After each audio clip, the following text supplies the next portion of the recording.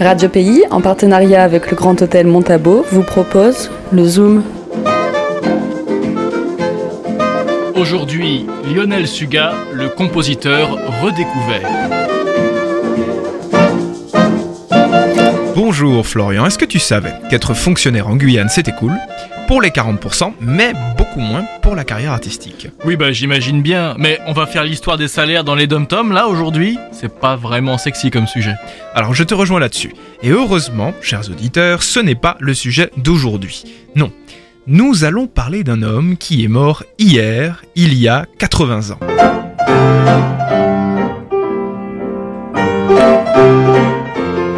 Un compositeur guyanais dont on n'a presque plus jamais entendu parler après son décès, mais qui a laissé derrière lui une œuvre musicale foisonnante, polka, mazurka, valse, scottish, tango, bebop, enfin bref. Chers auditeurs, je voudrais bien sûr vous parler de... Ah je sais, on va parler de Lionel Suga. Ah bah attends, mais comment tu sais ? Déjà parce que c'est écrit dans le titre de ma feuille, et aussi parce que t'en as déjà parlé plein de fois en 2021.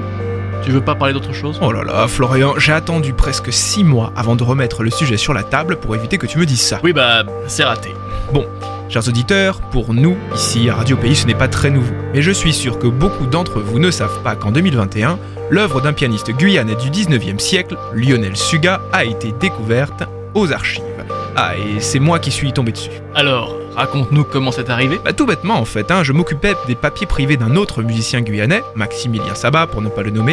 Je fouille et bim, je tombe sur une partition signée Lionel Suga.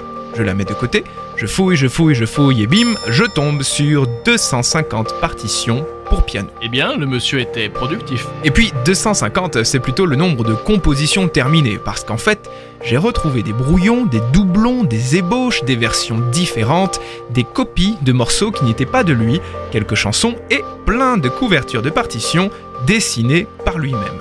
Et attention, tout est manuscrit, avec un sens du détail et un soin tout à fait remarquable, à tel point que les musiciens du conservatoire ont cru qu'il s'agissait de partitions imprimées. Compositeur passionné et en plus copiste habile. Mais alors qui est Lionel Suga ? Mais qui êtes-vous ? Eh bien, cher Florian, chers auditeurs, Lionel Suga naît à Cayenne le 25 avril 1855. Ses parents sont nés esclaves et ont été affranchis en 1848. Notre musicien est donc fils d'esclave. Il a un frère plus âgé de 3 ans et aura plus tard une demi-sœur. On suppose que Lionel Suga apprend la musique avec les frères de Plohermel, congrégation religieuse installée en Guyane qui a enseigné la musique à la plupart des Guyanais du 19e siècle, congrégation dont nous avons déjà parlé dans le Zoom Histoire, n'est-ce pas Florian ? N'est-ce pas, Rémi ? Devenu adulte, Lionel se marie avec Joséphine Eva Virgile, bourgeoise, fille de propriétaires libres de couleur. Suga, qui lui est fils d'esclave, change de classe sociale, se fait embaucher dans l'administration pénitentiaire et devient... Ça me fait de la peine de le dire, mais Lionel Suga devient l'un des pires fonctionnaires que la Terre ait jamais porté. Mais je croyais qu'il était habile de ses mains. Hélas, ce ne sera pas suffisant. Lionel Suga, commis de première classe de l'administration pénitentiaire, à mon humble avis, aimait bien plus la musique et la composition que son métier. Je vais toucher l'anti-accord absolu. Vous entendez ? Absolu de musique des sphères. Et, chers auditeurs, si je me permets de dire cela, c'est parce que j'ai lu son dossier de carrière, et croyez-moi, il est tellement épais que je pourrais changer la roue de ma voiture avec. Question. Pourquoi Lionel Suga était-il mauvais fonctionnaire ? Déjà, il devait de l'argent à plein de monde, à tel point qu'un grand magasin parisien a écrit à sa hiérarchie pour se faire rembourser. Vous savez que vous avez coûté 80 billets à la maison ? Il promettait de l'or à des gens, or évidemment qu'il ne donnait jamais. Ah, et puis aussi il y a eu la fois où il a tout simplement oublié de payer le passage en bateau de sa femme. Non mais j'ai horreur des cousins. L'administration a dû prendre sur son salaire. Ce n'est pas du tout comme ça que je l'imaginais au départ, tu sais. Ah bah tu sais, moi non plus, mais son dossier de carrière est rempli de choses dans le genre. Mais tu sais, c'est pas tout. Outre ses problèmes d'argent, Suga avait une fâcheuse tendance à... Bon, je laisse le dossier tout vous expliquer. La simultanéité des absences de Monsieur Suga avec la maladie constatée d'un de ses collègues, n'importe lequel, révèle sa volonté de gêner le fonctionnement normal des services. Un petit dernier pour la route.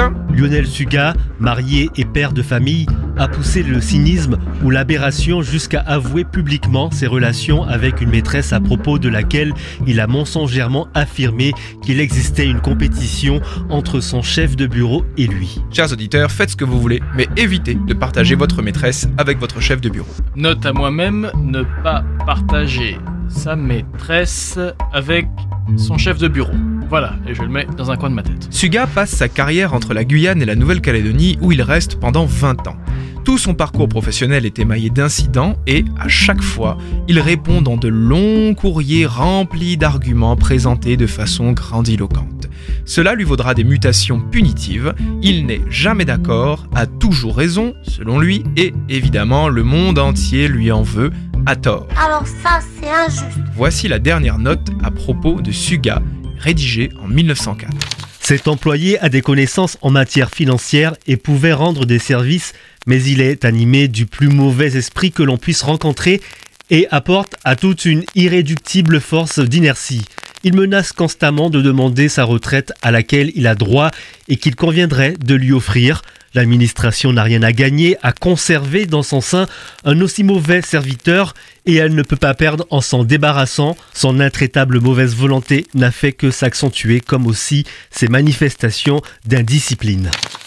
Suga va demander sa retraite anticipée à l'âge de 49 ans, ce que l'administration propose vivement de lui accorder dans l'intérêt de tout le monde. Mais en dehors de tout ça, il avait tout de même des qualités, non ? Plein en fait, c'est ça qui est surprenant. Et pour tout te dire, Florian, après sa carrière dans l'administration pénitentiaire, il deviendra huissier de justice à Cayenne où il installera son étude. Et quand on voit son travail de composition, on est quand même obligé de reconnaître que derrière les excentricités de Suga se cache, malgré tout, un homme talentueux. Et alors, comment as-tu fait pour reconstituer la vie de ce monsieur ? C'est tout bête. En dehors de son dossier de carrière, qui en dit quand même long sur sa personnalité, les 250 partitions que Lionel Suga a laissées derrière lui sont très souvent dédiées à des personnes de son entourage, ou plus précisément, les femmes des hommes de son entourage. Ah ça, c'est du Suga tout craché. Et chers auditeurs, en faisant des recherches généalogiques sur les noms de ces femmes, j'ai retrouvé leur époux, qui, comme par hasard, travaillait aux mêmes endroits que Suga et dans le même domaine. Procureur, avocat, commis de l'administration pénitentiaire, en gros, même lieu, même milieu. Mais il les lui fallait toutes, en fait. En tout cas, Sherlock, je vais mieux ranger mes papiers. Tu ferais mieux. Et d'ailleurs, au passage, on découvre que Suga a donné des cours de piano particuliers à Cayenne au début du XXe siècle. Il a eu comme élèves des noms assez connus ici en Guyane, comme la famille Mumphy, Rivierez, et même le jeune Samuel Chambaud qui donnera plus tard son nom à une école. Quel homme quand même. Il me fait un peu penser à Mozart dans le genre musicien original et décalé. C'est un peu le même style, je reconnais. Bon après, je ne sais pas s'il était aussi talentueux que Mozart, seul l'avenir nous le dira, mais vous savez, chers auditeurs, Lionel Suga a vécu des choses difficiles également. Déjà, il a perdu sa mère à l'âge de 8 ans, il avait des relations conflictuelles avec son père, et ses deux épouses sont décédées de son vivant. L'une de maladie et l'autre d'un accident. Sans faire de raccourcis faciles, ça pourrait expliquer en partie son comportement, non ? Je pense, oui. Mais d'ailleurs, le dossier de Suga montre qu'il est devenu comme ça. Au départ, il était bien plus calme, il était même d'ailleurs assez travailleur. Enfin bon, sachez, chers auditeurs, que notre compositeur guyanais a entouré son existence d'un voile de mystère jusqu'à la fin de sa vie. Eh oui, Florian, nous n'avons pas tout dit sur Suga à Radio Pays. Fallait quand même que j'ai du nouveau pour vous, sinon c'est moins rigolo. À sa mort, Lionel Suga a laissé un testament dans lequel il fait la liste de ses biens et de ses légataires. Et que trouve-t-on dans ce testament ? Un alphabet secret. Un quoi ? Un alphabet secret ? Une clé pour déchiffrer des documents codés ? Mais complètement, et on se croirait vraiment dans un film. Un alphabet secret qui servirait donc à déchiffrer des documents. Et ce qui est intéressant, c'est qu'il mentionne un tiroir dans lequel se trouvent des documents très importants. La prochaine étape ? Se rendre à l'adresse où Suga est décédé et fouiller non plus les partitions, mais les tiroirs. En attendant d'en savoir plus, chers auditeurs, soyez attentifs. Les partitions de Lionel Suga seront bientôt publiées pour la première fois, conformément aux souhaits du compositeur.